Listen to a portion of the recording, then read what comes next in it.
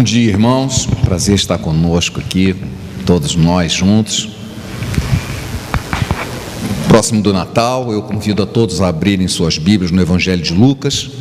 Somente 2 evangelhos falam do Natal: o Evangelho de Mateus e o Evangelho de Lucas.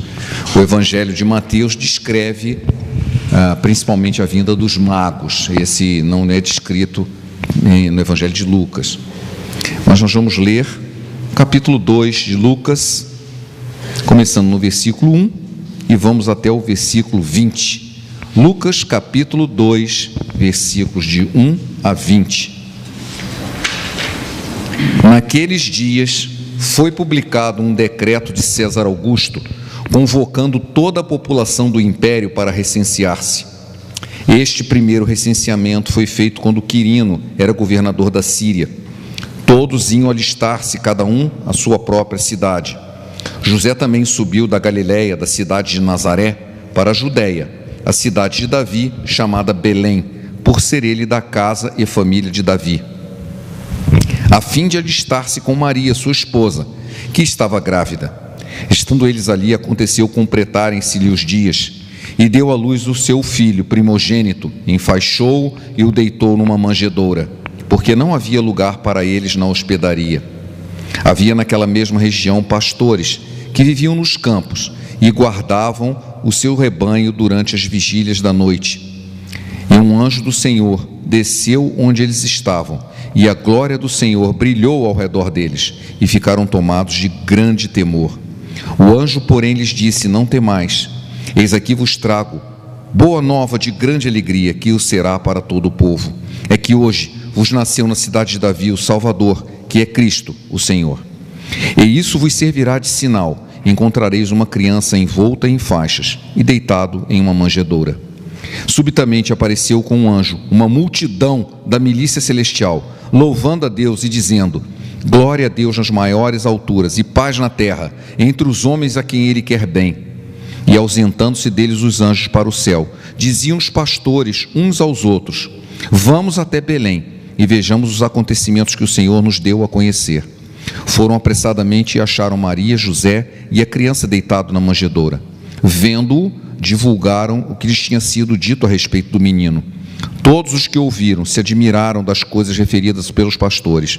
Maria, porém, guardava todas essas palavras, meditando-as no coração. Voltaram então os pastores, glorificando e louvando a Deus por tudo que tinham ouvido e visto, como lhes fora anunciado.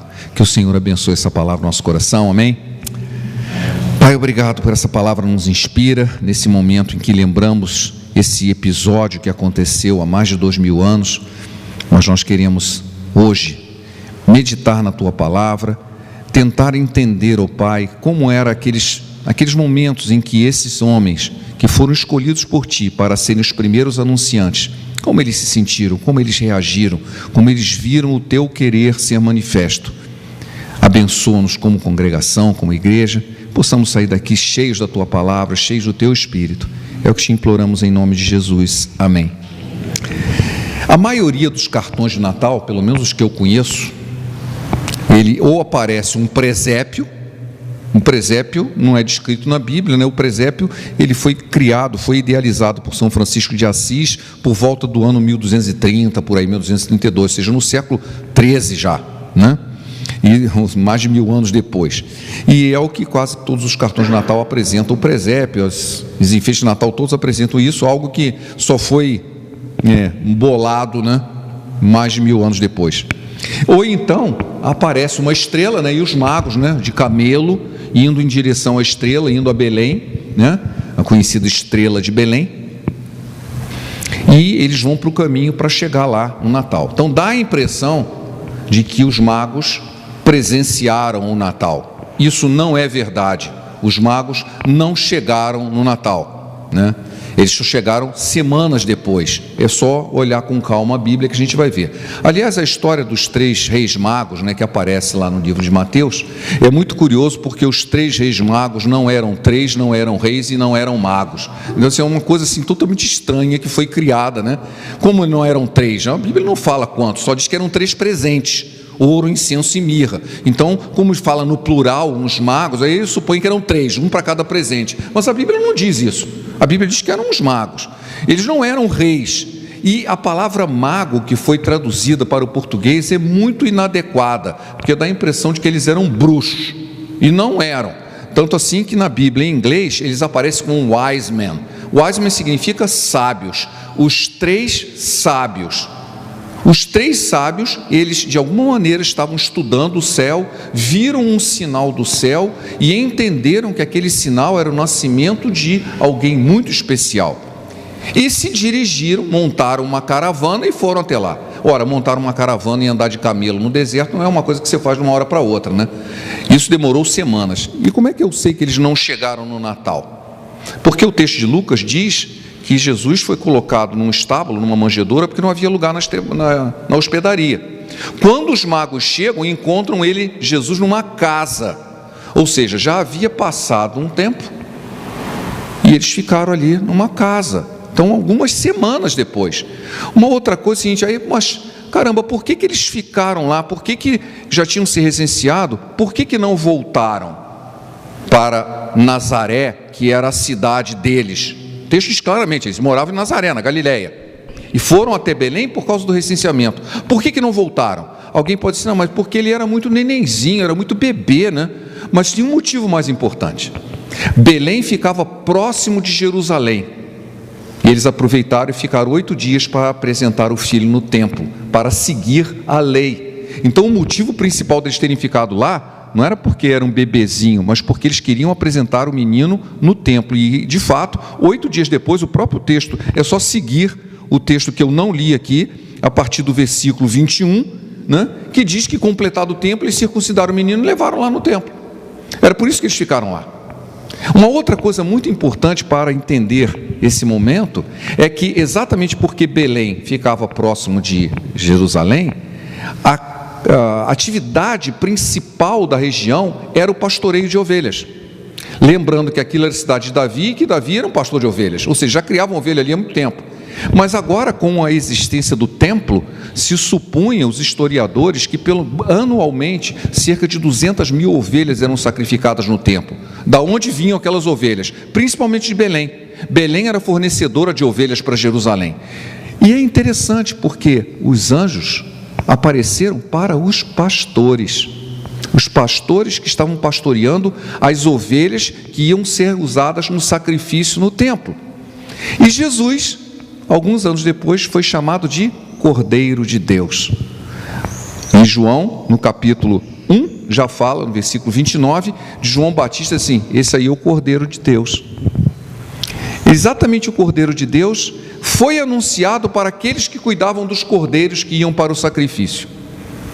Agora, tentando se colocar no lugar deles, né? Esse momento na Bíblia é conhecido como a Anunciação. A Anunciação, houve o anúncio da chegada do Messias.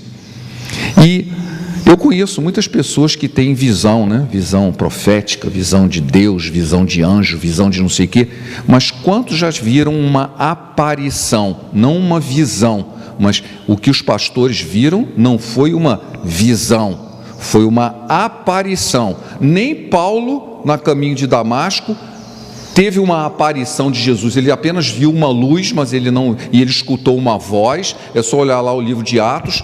Paulo viu uma luz, caiu da montaria. Eu não sei se era um cavalo, se era um camelo, se era uma mula. Ele caiu do cavalo. Quando ele viu a luz, ele escutou uma voz, mas ele não viu nada.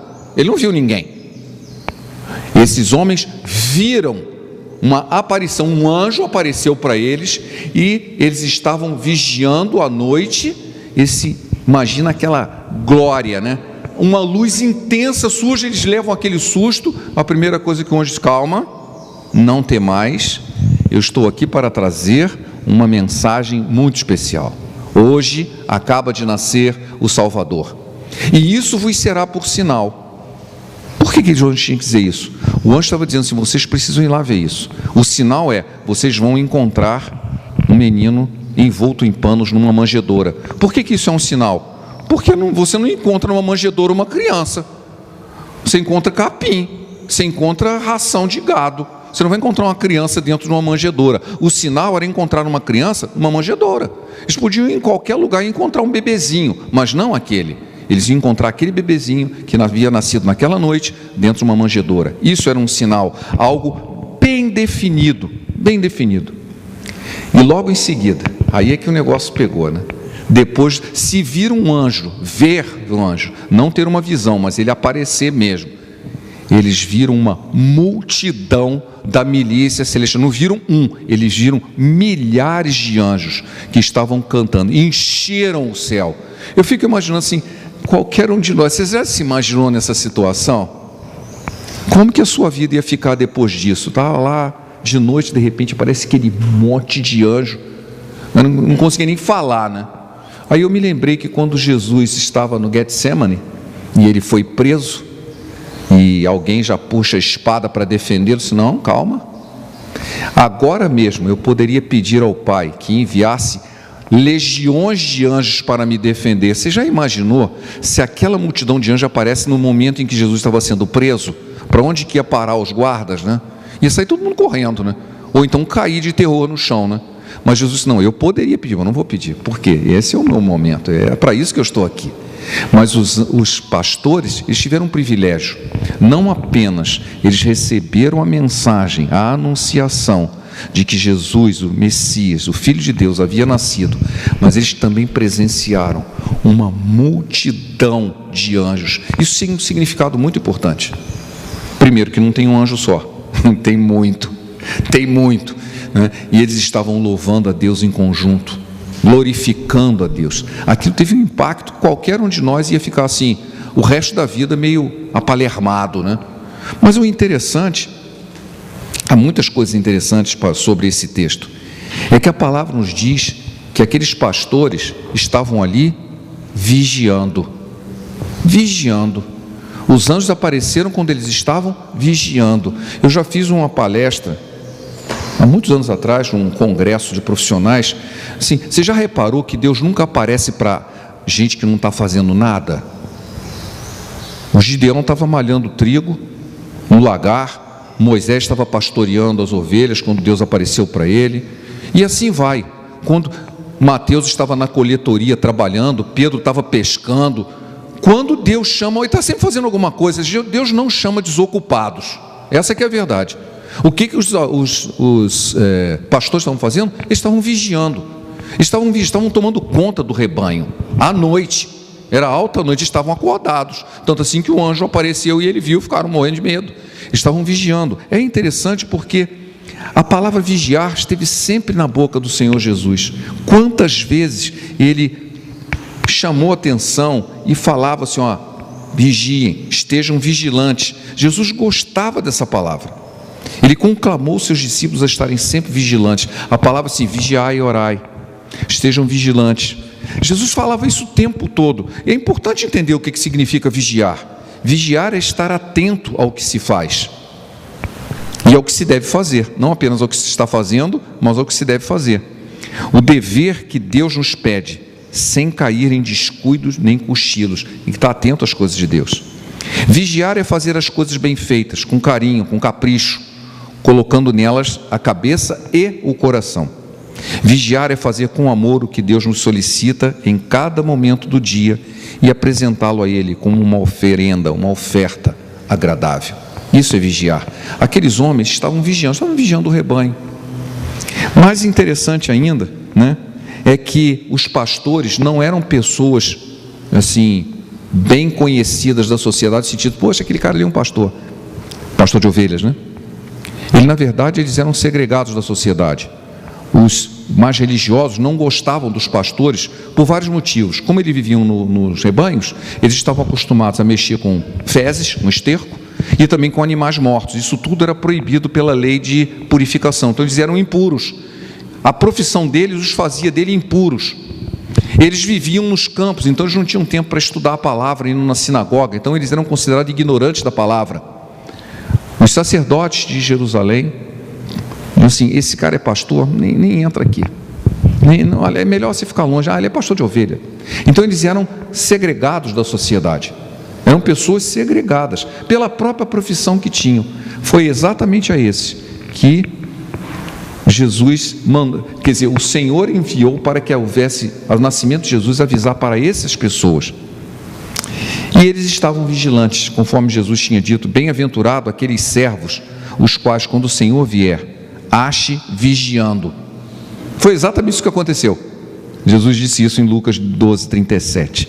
Quando o anjo do Senhor chegou, eles estavam vigiando. E não é à toa que esses pastores responderam imediatamente à mensagem. Eu conheço muitas pessoas que ficam deslumbradas com a visão em si, e não com a mensagem que a visão traz. Eles podiam ter sido: gente, apareceu um anjo, que legal. Não, se bem cá, mas o anjo falou um negócio. O anjo disse alguma coisa. O que ele disse? O objetivo não era o anjo, o objetivo era a mensagem. Ele disse que a gente deveria ir a Belém, se juntar assim: vamos agora mesmo para Belém e nós vamos ver o que o Senhor nos deu a conhecer. Eles se levantaram e tomaram uma atitude: vamos ver o que o Senhor nos contou. Não ficaram uma atitude de contemplação. Eles tomaram imediatamente essa atitude e foram lá. E eles encontraram exatamente como o anjo havia avisado. Só isso? Não, o anjo não falou só isso. Eles divulgaram, e vendo-o, versículo 17, e vendo-o, Jesus, o que lhes tinha sido dito a respeito divulgaram o que lhes tinha sido dito a respeito desse menino. Todos os que o ouviram se admiraram das coisas referidas pelos pastores. Maria, porém, guardava todas essas palavras, meditando-as no coração. Ou seja, eles foram lá, viram e saíram contando para as pessoas: nós estamos aqui porque nós vimos um anjo e ele nos avisou desse menino, e não apenas nos avisou do nascimento do menino. O anjo falou: porque hoje vos nasceu na cidade de Davi o Messias, o Salvador. Então assim, olha, o anjo disse que esse menino é o Messias. Então eles foram lá anunciar o que os anjos haviam dito. Eles cumpriram a ordem do anjo. Eles foram lá e disseram: apareceu um anjo para nós, disseram que tinha nascido um menino aqui. Isso é uma mensagem parcial. Sim, o anjo apareceu e disse isso, mas ele disse algo. A mensagem boa não era apenas o nascimento de uma criança, mas quem era aquela criança. E os pastores foram lá e contaram. Eles, na verdade, foram os primeiros testemunhas do Natal. É interessante que o texto diz que aqueles que ouviram, todos que a ouviram, maravilharam-se, admiraram-se do que os pastores diziam. Caramba, que coisa incrível! Significa que eles creram ou que isso tenha transformado a vida deles. Eles ouviram uma notícia assim, especial, uma notícia incomum. Muitas pessoas também ouvem a respeito do Evangelho e acham até interessante, mas de alguma forma isso não entra no seu coração, isso não modifica a sua vida. Aqueles pastores, eles não apenas creram, eles receberam a mensagem e creram nela e foram lá e divulgaram. Quer dizer, a mensagem transformou a vida deles. É interessante porque eles não simplesmente divulgaram, o anjo, deram ênfase aos anjos, eles deram ênfase à mensagem, o que os anjos diziam. Eu vejo isso, tem muitos livros, aliás eu trouxe alguns aqui, esses dos anjos acho que não trouxe. Eu estou trazendo os livros, eu venho falando das minhas mensagens, muitos do que eu falo eu já trouxe, está ali. Aquela que eu falei da última vez do Candongo, eu estava até lendo ela ainda há pouco, está ali, né? Daquele rapaz que o sujeito ouve uma voz no meio do mato e ele disse: olha, alguém mandou parar e tinha uma bomba lá, até aí o livro está ali, tá? Então vocês podem olhar depois. Eu estou trazendo esses livros, mas eu tenho livros que pessoas encontram anjos, e isso não lhes modifica a vida. Só aconteceu isso, eu tive um livramento, eu vi um ser especial, um ser espiritual, que veio me ajudar, que veio e fez isso, e depois nada, isso não transforma a vida deles. Quer dizer, o anjo em si não significa muita coisa, a mensagem que ele traz, porque a própria palavra nos diz lá em Hebreus que eles são ministros que são mandados por Deus para trazer uma mensagem. O que importa é a mensagem, e ela tem que transformar a vida da pessoa. Aqueles pastores, eles não apenas foram privilegiados, foram os primeiros a ouvir de Jesus, mas eles foram transformados, porque eles agiram, eles creram, eles foram atrás e depois eles verificaram que aquilo era verdade, divulgaram a mensagem e finalmente voltaram cantando hinos de louvor a Deus. Diz o texto: voltaram então os pastores, glorificando e louvando a Deus por tudo que tinham ouvido e visto, como lhes fora anunciado. Eles voltaram em pleno louvor. Glória a Deus, não apenas porque o anjo apareceu, mas porque eu fui digno de receber a mensagem, vi que ela é verdade e agora eu sou portador dessa mensagem. Assim, eu me sinto muito importante, porque Deus me fez portador de uma mensagem especial. Eles saíram louvando pelo que tinham ouvido e visto como lhe havia sido dito. É impressionante ver a descrição, em assim, poucas palavras, a descrição da verdadeira conversão de uma pessoa. Está na vida desses pastores. Eles recebem uma mensagem de Deus. Não precisa ser necessariamente através de um anjo, mas de alguma forma sobrenatural a mensagem de Deus chega a eles. Eles recebem, creem no sentido assim: eu vou ver se isso é verdade mesmo. Vai dar resposta à mensagem e descobre que é verdade. E aí diz assim: ó, eu recebi isso e eu sou testemunha que isso é verdade. Glória a Deus, isso transforma a vida. Eu conheço muitas pessoas que já ouviram falar do Evangelho, são tocadas pelo Evangelho, mas eles não dão continuidade, não vão atrás assim: eu quero ouvir, essa mensagem é muito bacana, mas eu quero saber se ela é verdadeira na minha vida. E param por aí, e ela não se torna verdadeira na vida delas. Ouve, assim, até acredito que foi verdade na vida daquela pessoa, mas não é verdade na minha vida. A mensagem do Evangelho, ela é verdadeira para todos aqueles que se convertem, mas não adianta você dizer assim: eu sei que ela é verdadeira na vida da outra pessoa. Ela tem que ser verdadeira na minha vida. A partir do que ela é verdadeira na minha vida, eu passo a ser portador da mesma mensagem. Eu já contei para os irmãos uma ilustração muito interessante em estudo de psicologia prática, de animais. O sujeito estava estudando formiga, e isso é uma coisa que todo mundo pode confirmar em casa, tá? E olha uma linha de formiga andando, levando do açúcar lá para o formigueiro. Olha, observem as formigas, elas se tocam umas às outras, elas comentam, umas se tocam. O que elas estão fazendo? Elas estão contando o caminho, para que a outra saiba o caminho até chegar no açúcar. Mas eles descobriram o seguinte: quando a formiga vai no açúcar e volta, ela vem contando para que as formigas que estão indo aonde está o açúcar. E isso é verdade, ela consegue dizer. Mas uma formiga que está indo e recebe o toque da formiga, ela não consegue parar, voltar e fazer a mesma coisa. Ela tem que primeiro ir no açúcar. Ou seja, a formiga só consegue contar onde está o açúcar quando ela chega no açúcar e volta. Ela não consegue ir ao meio do caminho, mesmo que as outras estejam contando. Ela não consegue contar aquilo que outra contou, ela só consegue contar aquilo que ela experimentou. E isso é formiga, hein? Imagina a nossa fé. Não adianta nós falarmos da fé de outra pessoa, nós temos que falar da nossa experiência. E eu conheço a Deus por experiência, não pela experiência de outrem. Essa é que é a posição certa. Até uma formiga não consegue contar onde está o açúcar se ela não for até o açúcar. Para nós falarmos de Jesus, nós temos que conhecer Jesus. Ele tem que fazer uma parte da minha vida, ele tem que ter transformado a minha vida. Foi exatamente o que os pastores fizeram. Eles ouviram a mensagem, eles foram até Belém. E viram Jesus. E assim, foi-me anunciado isso, e eu agora sou testemunha. Eu vi o que me foi anunciado, e eu dou glória a Deus por ser, eu fui digno de ser portador dessa mensagem. É exatamente assim hoje, em que as pessoas que se convertem, que são tocadas por Jesus, eles serão os novos ministros. Assim, eu ouvi do Evangelho, eu fui lá e provei, é verdade, e esse Evangelho transformou a minha vida, e eu agora sou portador dessa mensagem.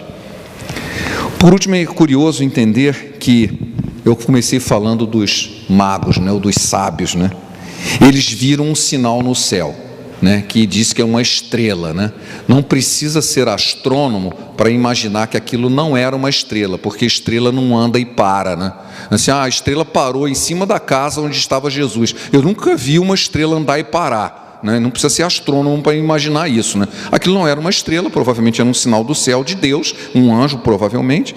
Bom, mas eles viram um sinal no céu, não apareceu um anjo para eles e comentou nada, mas mesmo assim, eles entenderam a mensagem. E ao contrário, completamente ao contrário dos pastores, eles eram ricos. Como é que eu sei? Bom, eles montaram uma caravana para ir lá, né? E outra coisa, levaram presentes: ouro, incenso e mirra. Assim, nossa, eu queria ter uns amigos assim, ele vai me visitar e leva ouro. Só que depois disso veio perseguição.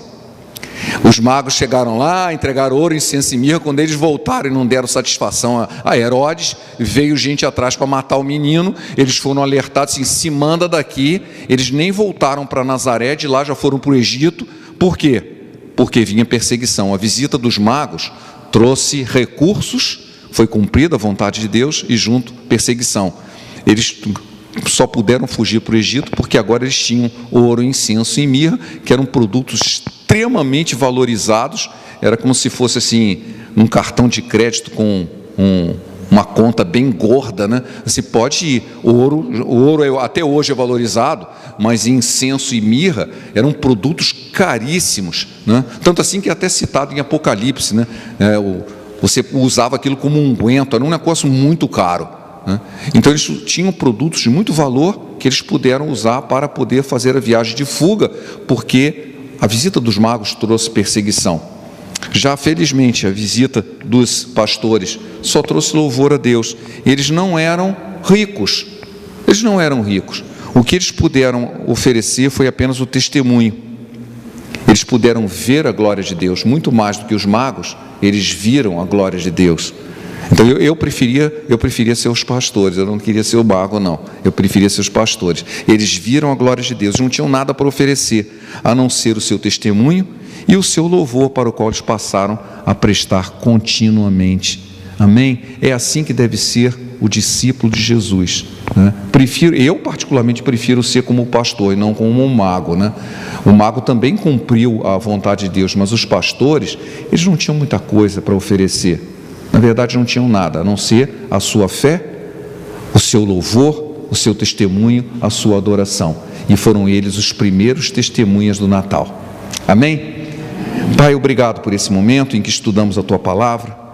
Possamos comemorar esse momento, sabendo de que, em algum momento dessa história, a história do homem, a história daquele que Tu criaste na Tua imagem e semelhança, enviaste o Teu próprio Filho para nos resgatar, para transformar as nossas vidas, para que saíssemos do império das trevas para o reino do Filho do Teu amor. Ajuda-nos a compreender essa realidade, a sermos testemunhas Tuas, assim como aqueles pastores de Belém um dia testemunharam. Possamos nós testemunharmos também o Teu poder e a Tua ação sobre as nossas vidas. É o que Te imploramos em nome dEle mesmo, em nome de Jesus. Amém.